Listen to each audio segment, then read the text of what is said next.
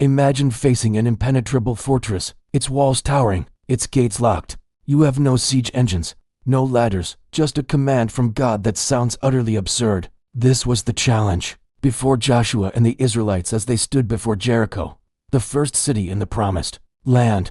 Their victory would not come by military might, but by a faith that defied all logic. After Moses' death, Joshua was chosen to lead God's people into the promised land. Jericho, a heavily fortified city, stood in their way. God's instructions to Joshua were peculiar. For 6 days, the armed men, followed by 7 priests blowing trumpets, and then the Ark of the Covenant, were to march once around the city. The army was to remain silent. Day after day, they marched. Imagine the confusion, the ridicule from inside the walls. What are these people doing? Are they mad? But Joshua and the Israelites obeyed.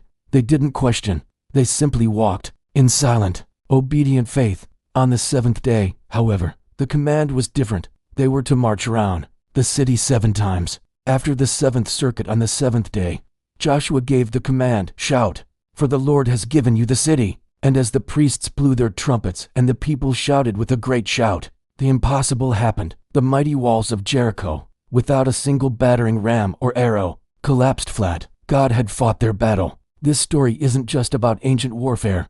It's a powerful lesson for us today. How often do we face walls in our lives, financial struggles, health issues, relationship problems that seem insurmountable? God's ways are often not our ways.